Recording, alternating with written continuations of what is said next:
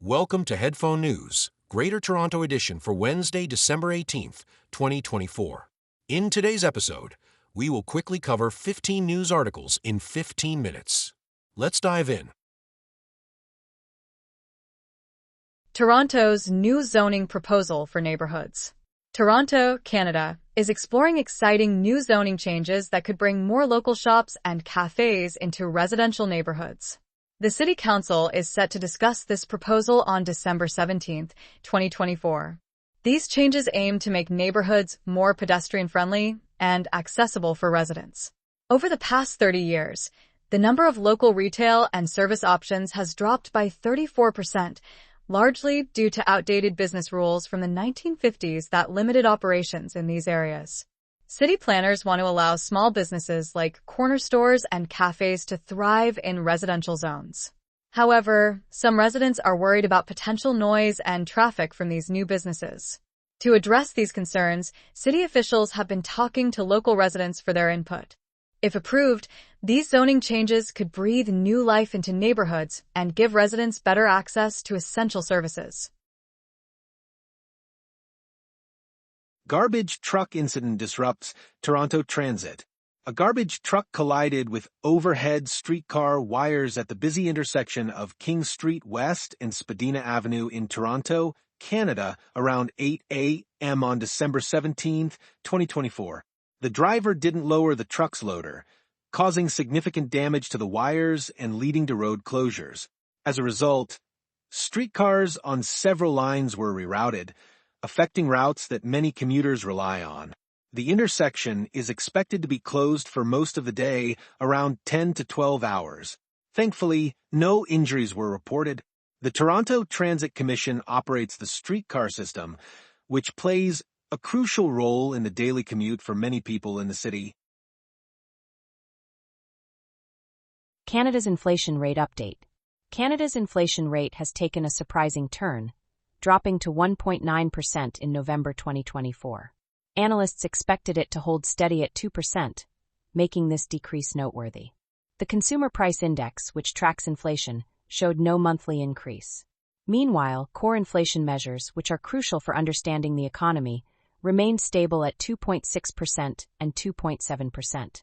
In light of these changes, the Bank of Canada has decided to cut interest rates by 50 basis points recently, totaling a significant 175 basis points reduction since June. Currently, the Canadian dollar is worth 1.4280 against the US dollar, which translates to about 70 cents. On the ground, rent prices have jumped by 7.7%, and grocery prices have increased by 2.6% over the year.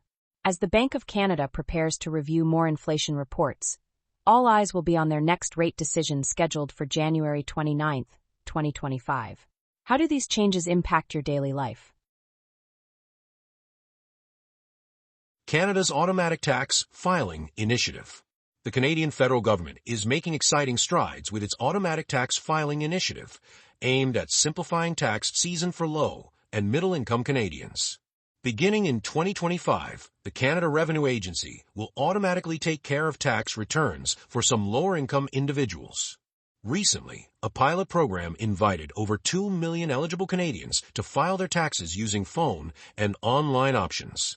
As of November 3, 2023, an impressive 93% of participants successfully filed their returns, leading to about 3 billion Canadian dollars, roughly 2.22 billion US dollars, in benefits and credits distributed. However, 1 in 5 Canadians earning less than 20,000 Canadian dollars still do not file their tax returns. To address this, the government plans to expand automatic filing to middle-class Canadians. This initiative marks a significant change in how Canadians will engage with their tax system, making it easier and more accessible for everyone. Imagine a world where filing your taxes is as simple as a click of a button. This is the future the government is working towards. Canadians brace for financial changes in 2025.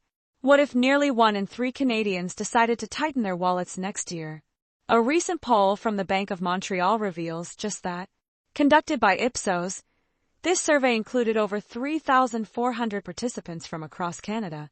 About 46% of those surveyed believe that higher living costs will affect their money plans for the upcoming year.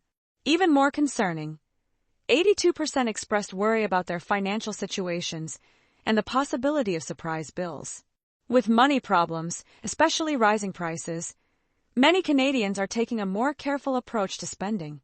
These results show that businesses and leaders need to understand how consumers think as Canada heads into 2025. Hamilton residents challenge tent ban. A group of 14 residents from Hamilton, Ontario, Canada, is taking a stand against their city, seeking $445,000 Canadian dollars, which is about $329,300 US. They believe that a ban on tents in public parks, enforced from August 2021 to 2023, unfairly violated their rights.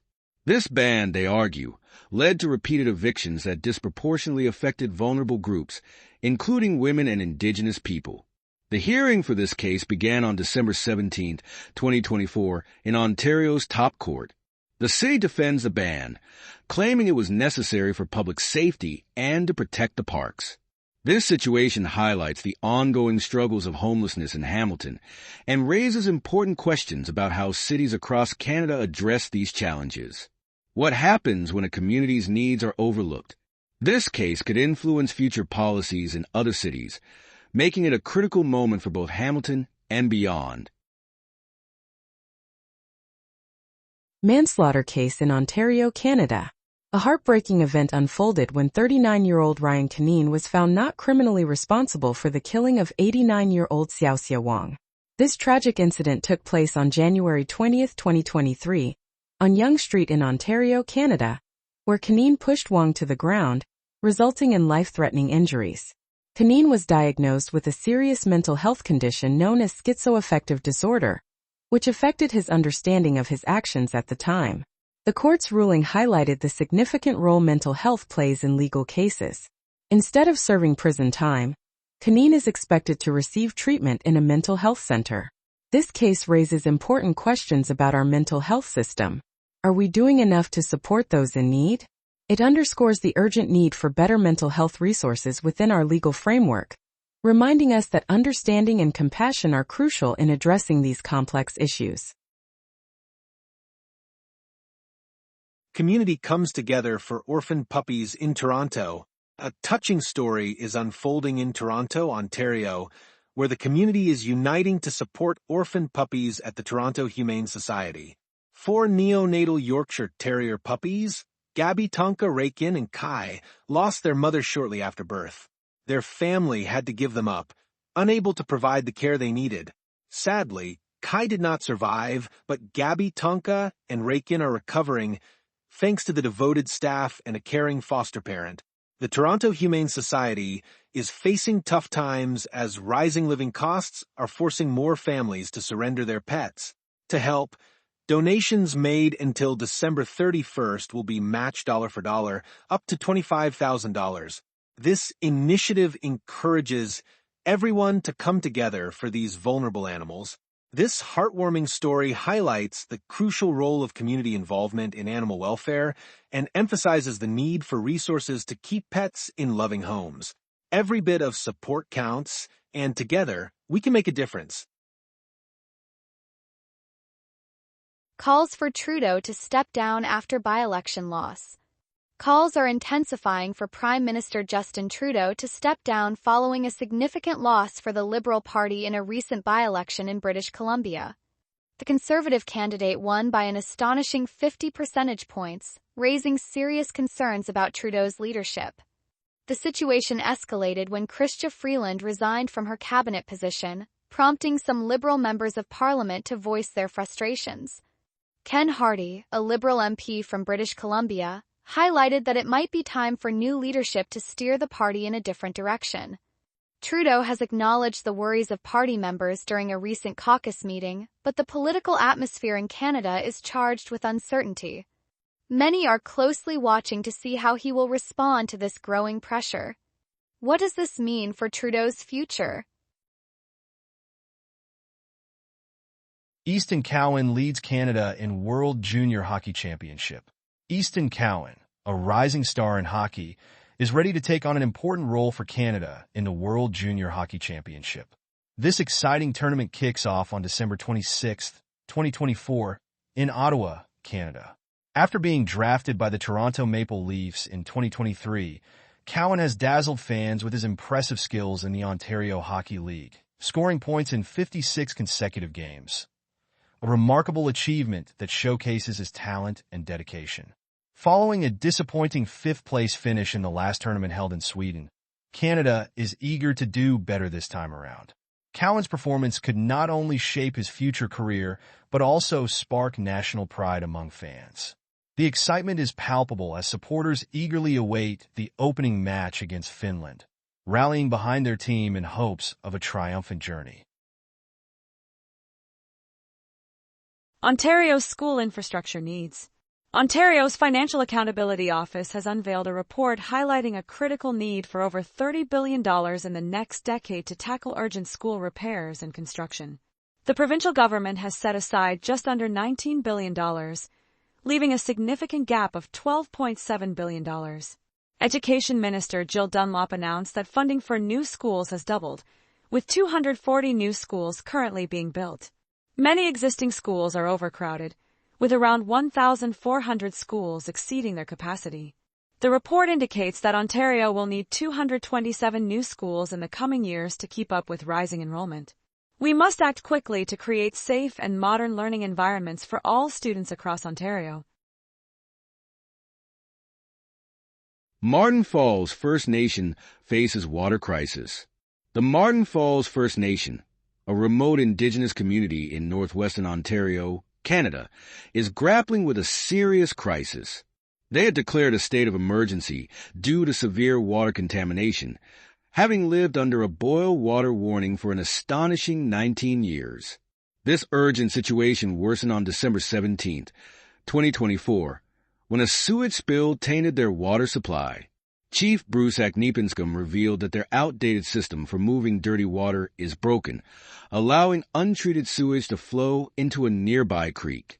As a result, fewer than 400 residents are facing health concerns, including skin rashes. While Indigenous Services Canada is trying to help, they have stopped funding for bottled water, leaving the community to bear the cost of transporting it themselves. Marten Falls is urgently calling for immediate action to fix their wastewater systems and restore funding for bottled water. This situation highlights the ongoing struggle for clean water access faced by many Indigenous communities in Canada, a basic human right that remains out of reach for far too many. Investigation into the death of Yuk-Ying Anita Mui. Yuk-Ying Anita Mui, a 56-year-old woman from Markham, Ontario, was reported missing on August 9, 2023. Just 3 days later, her body was found in Parry Sound, Ontario. This heartbreaking story has led to the arrest of 2 men. A 24-year-old from Oshawa is facing serious charges, including manslaughter and conspiracy. Meanwhile, a 19-year-old from Toronto is also facing significant accusations. A third suspect is still on the run and is believed to have fled to Hong Kong. Additionally, 3 youths aged 17 and 16 are facing charges related to firearms and fraud. This tragic incident raises important questions about public safety in urban areas like Toronto and highlights the ongoing battle against violent crime. What does this mean for our communities?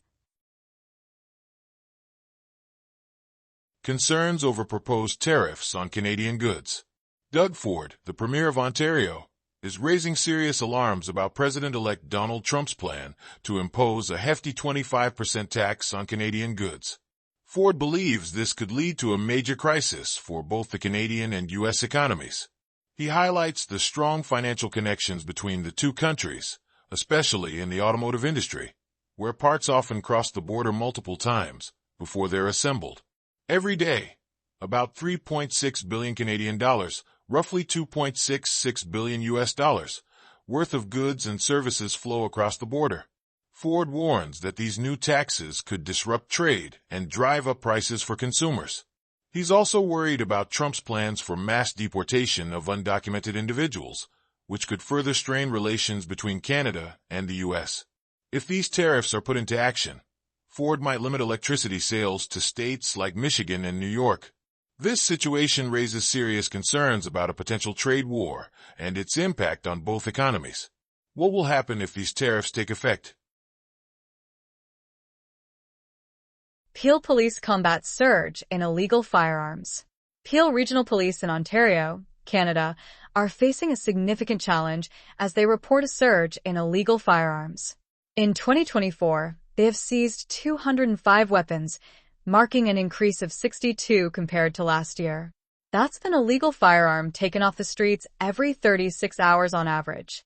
The police enforcement team has been particularly active, confiscating 53 firearms, 63 magazines, and 915 bullets this year alone. These efforts have led to 50 arrests and 461 charges, highlighting the ongoing battle against gun violence. Many of these seized firearms trace back to the United States, prompting Ontario Solicitor General Michael Kersner to call for stronger border security measures to keep illegal guns out of Canada. In response to these rising challenges, Peel Police are requesting a budget increase of over 100 million Canadian dollars, which is about 74 million US dollars, to enhance their public safety initiatives. As gun violence continues to rise, ensuring community safety remains a top priority for law enforcement. That is all the news for today. Thank you for listening to today's Headphone News. News summary brought to you by AI.